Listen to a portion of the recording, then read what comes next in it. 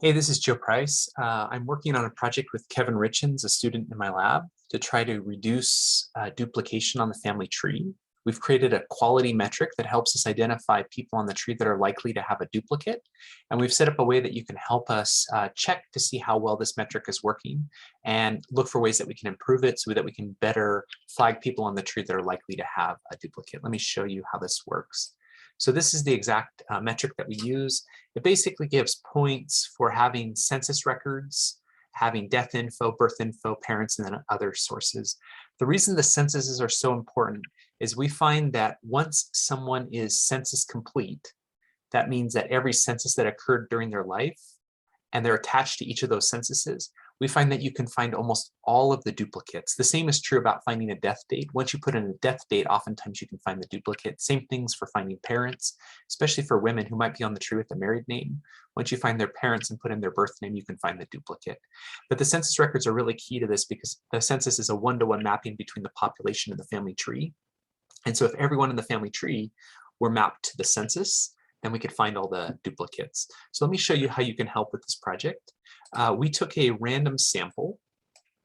Sorry, not a random sample. We randomly chose a state and a birth cohort. So these are everyone on the family tree from Oregon, 1902. And we've set this sheet and we scored each of the people. And then we're going through and doing additional research on the person to see if there's a duplicate on the family tree. So you can see these are people here with low scores. The score goes from 0 to 100, but 37, 38 is a pretty low score. You can see that many of these people are duplicates. So what we mark is 0 if we don't find a duplicate after adding all the additional sources and death dates and stuff. 1 if we find a duplicate, and then 0.5 if we're not sure. Sometimes we just couldn't find that much more information about them. So they might have a duplicate on the tree, we just couldn't find it. You can always put in notes. Whereas if you look towards the bottom, you can see those with really high scores that we haven't done a lot of, but none of them were duplicates. So let me show you how you can help. Basically, come in here into column C and hit Control down to go to the next one. And then you can just put your name into the open spots. And then you'll click on this URL and it'll open up the person page for this.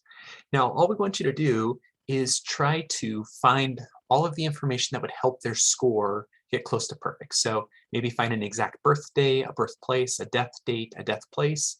This person was born in 1902. So they're here in the 1910 census and the 1920 census. It'd be great to find them in the 1930 census and the 1940 census as well. And once we found all that information, then this person would be complete. And at that point, we would know very likely if they're a duplicate or not. So let me show you how a couple different ways to approach this. So one thing is you'll sometimes have some record hints right here. You can also use search on family search. Now it's likely that Celestine married and probably is in the 1930 census. Oh, actually, here's her husband, Charles DeLong. So if we wanted to search for her, we'd probably maybe want to search for her under a married name. So let me show you how to use kind of Ancestry in conjunction with this. So here we have some records that we can get a marriage record and other things. The other thing I like to do is hit Edit Search and come down here to Family Trees and just take a look to see if maybe there's a family tree that might help us out. So notice here, and again, I want to compare the information in the public member tree on Ancestry with the family tree on Family Search. And notice here we have a pretty good match. Lots of detailed information about her life. Here's her husband, here's her parents matching up with over here. And notice that she had, looks like she had a few different marriages. And so it's quite possible that she could be on the family tree with any one of those other husbands, in which case she'd be a duplicate. So this is the part where it might take 5 or 10 minutes. But what we would do is we would start to bring information from this public member tree over to the family tree on Family Search. And in particular, the death date could be a key way of maybe finding a duplicate. And so I won't put this whole thing on the video because it probably will take me 5 or 10 minutes, but I would basically start looking for adding maybe some of these other spouses, seeing if I can find a marriage record to confirm that connection, maybe putting in a little bit more about Charles. You can see right here that on the family tree, he doesn't have that much information about himself. So we could maybe put that in. This is probably the most likely way to find a duplicate is just by helping him have a more complete profile. Now, right now, I'm just copying the information over from the public member tree, but then I'm going to be looking for sources to confirm that information that I'm pulling over. And so, and I'll do that kind of right after the video as well. But I just wanted to show you that this is one of the ways that we can go about finding more about this family. And as we attach these sources, maybe we'll find them in 1930, 1940 census, and we can find some other information about them. And at the very least, what's the nice thing is that we're taking someone that was already on the tree and giving them a more complete profile and connecting them to more of their family members. Okay, so I'll do that one kind of after the video. Let me just show you two more really quick. Here's another person on the family tree. Notice there's not a lot of information here to go off of. You can see that she has a first name, a birth year, a birth state. Doesn't have any sources attached. So actually, I'm not sure how she got such a high, so this is a really low score. And so we probably need to calibrate this a little better. It should have been probably even lower than that. But you can see we can attach this record. Let's also simultaneously take a look over at Ancestry. So when we're over here on Ancestry, you can see that same census record. And then you might start to see possible matches for her. And one thing I do like to do is maybe look and see if the husband has more information. And what I was hoping maybe is to find a marriage record. So let's take a look right here. So here we have a marriage record, 1930 Pierce, Washington, to a Vera. Now the other nice thing is once you find a record that's a likely match, you can come down here and see if there are other people researching that person. And notice here, now we're starting to get maybe a really good match in which we can actually look and see if it matches the census record. That seems to be a match here. So you can hear they're living in Seattle. And so the nice thing then is I can start to use information from this family tree, bring it over here. And maybe in the course of doing that, I might discover that there's a match on the tree. Let's add just a little bit of information over from this public member tree. So here I'm going to add in her birth name, because sometimes what I find is once I put in the birth name, then the possible duplicate appears. The other thing that often helps is just putting in the parents' names or an exact birth date can often help as well. And so let me just put in the exact birth date right there.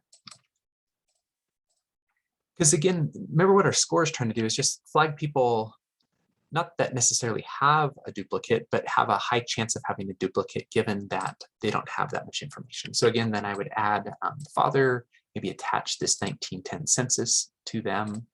So let's do the 1910 census just really quick, and I'll show you the last person. So if I come back here to Elvira, here she's in the 1910 census. And so I can come here and search. And so let's just see if we can get that same record to show up over here. One thing I do find with the family search is sometimes I really have to get it to be just exactly the same. Sometimes it also helps just to take out the death info. But let's just change. So all I did was just change the first name, and there it is right there.